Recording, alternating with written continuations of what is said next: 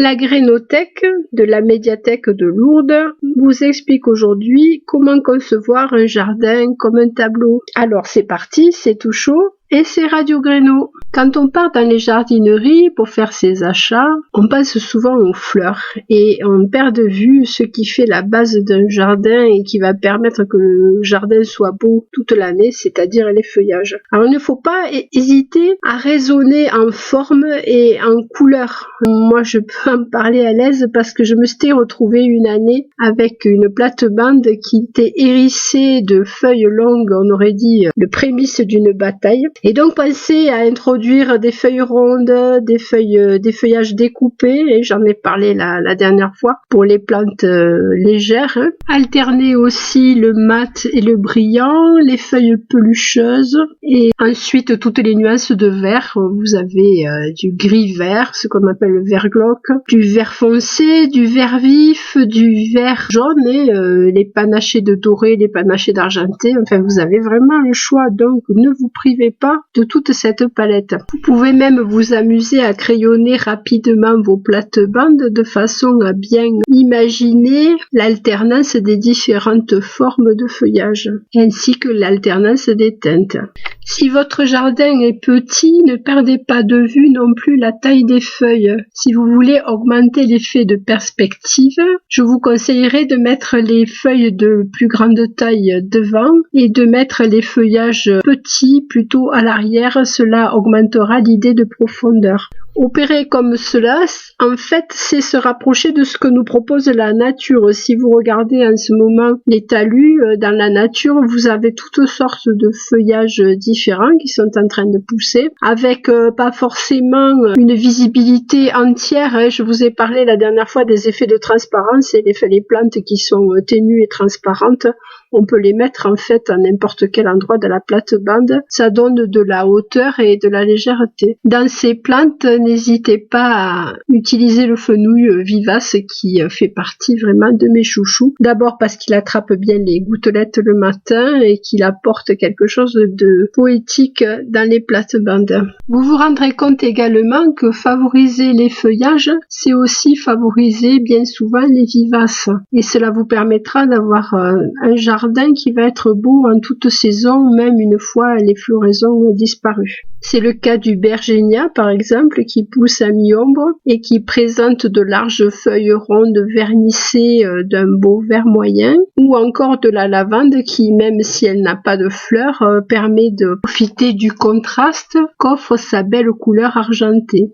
On n'a souvent pas de difficulté à sortir ses vêtements, et pourtant, quand on se trouve avec la belle teinte grise de la lavande, on n'arrive pas toujours à placer à côté des floraisons qui pourraient mettre cette teinte en valeur. Alors moi, ce que je vous proposerais déjà, c'est le bleu, puisque le bleu est déjà présent dans la lavande, mais on peut aussi tenter le rose. Et moi, en ce moment, j'ai un chantier, une plate-bande d'artichauts mélangés avec des rosiers roses. C'est quelque chose que j'avais vu il y a très longtemps dans un magazine, et c'est un accord qui fonctionne vraiment très très bien. Les rouges se marieront parfaitement avec les verts vifs. Des verts plus jaunes accueilleront volontiers les oranges et les bleus vifs. On peut alors tempérer l'accord avec un peu de blanc pour avoir quelque chose de frais. Alors ne perdez pas de vue la garde-robe.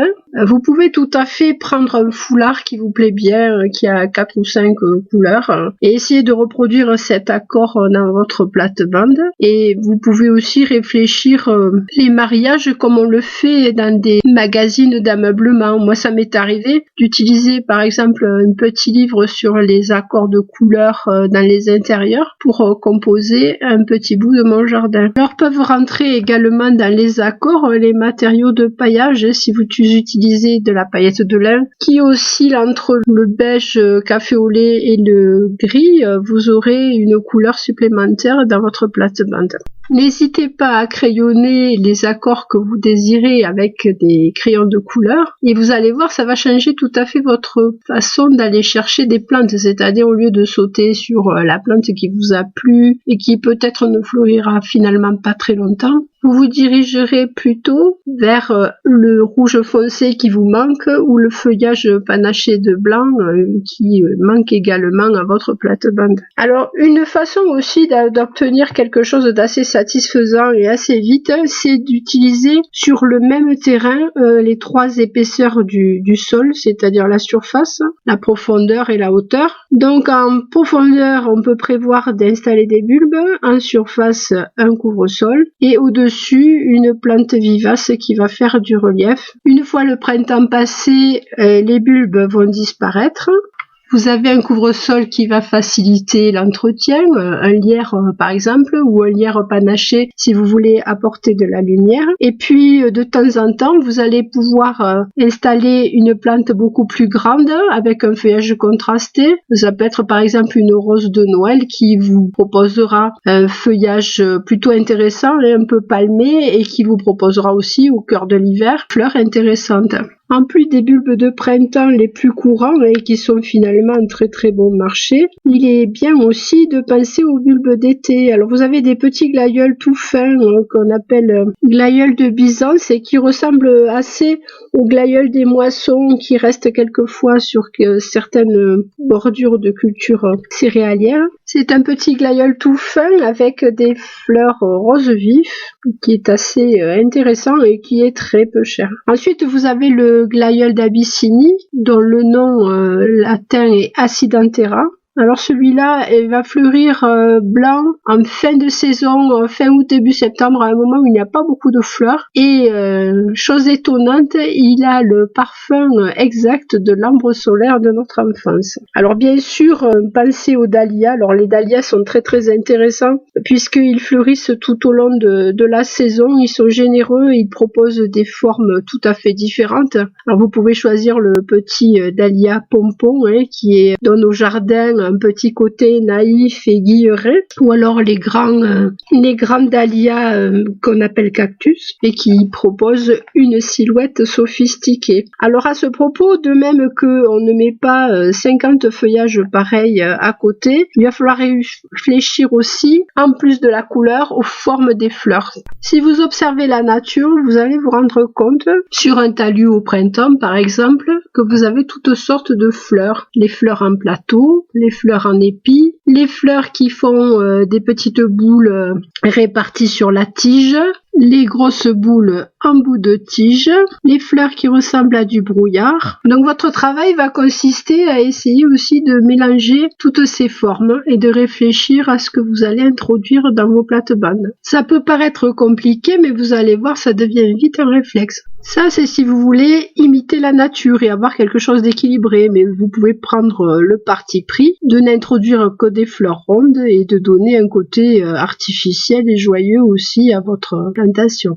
Une des façons de ne pas être déçu pour avoir un jardin coloré, c'est de choisir des floraisons longues. Les dahlias et les rudbeckias ne vous décevront pas. Les dahlias, ce sont, vous savez, ces grandes marguerites américaines qui demandent un sol frais mais qui supportent à peu près tout et qui fleurissent tout au long de l'été dans des teintes non seulement de jaune mais aussi des teintes brûlées dans les variétés horticoles. Vous avez du pain d'épices, du pourpre, de l'orange amorti. Enfin c'est absolument magnifique. Et donc aussi quelques variétés avec un petit œil vert. De plus, les rudbeckias n'ont aucun problème avec la concurrence de l'herbe, puisque aux États-Unis, ça pousse dans des prairies inondables, pieds au frais, tête au soleil, et ça se ressème allègrement pour les années suivantes. Malgré tout, l'irremplaçable reste le rosier, on est bien d'accord. Alors pendant plusieurs années, on les a un petit peu boudés parce qu'on voulait avoir un jardin original, mais on se rend compte qu'avec les dahlias, c'est quand même une fleur qui vous propose de la couleur tout au long de l'été, si tant est qu'on choisisse des variétés remontantes, bien entendu. Si vous ne voulez pas faire d'erreur quant à l'aspect de la fleur, le mieux c'est quand même de les acheter en conteneur au moment de la fête des mères, c'est-à-dire au mois de mai, et on vous en proposera toutes sortes de variétés. Moi, j'essaie quand même de partir sur des choses qui sont solides, et j'en ai déjà parlé dans le podcast sur les rosiers.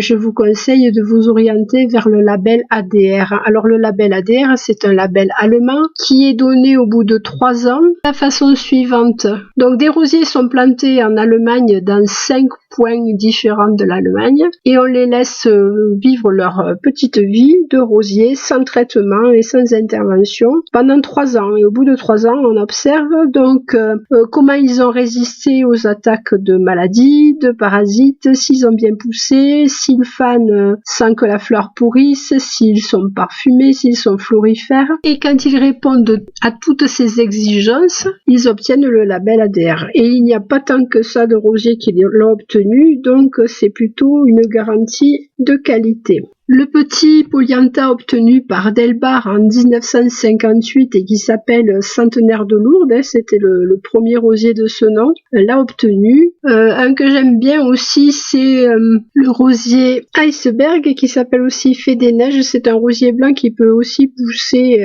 en nombre partiel, qui a des feuilles vernissées, très florifères, pas très parfumées mais intéressant. Et puis bon, vous en trouverez d'autres, Lavender Dream qui a un port de parapluie, des fleurs presque violettes, Westerland qui peut s'introduire dans une haie qui a un feuillage pourpre au printemps et des belles fleurs orange, et j'en passe parce qu'il y a vraiment beaucoup de créations et des hauteurs qui vont être différentes, et vous allez avoir du très très grand buisson comme Line Renault par exemple, ou des choses très petites comme le Centenaire de Lourdes rose dont je vous ai parlé tout à l'heure. À vous de faire vos recherches.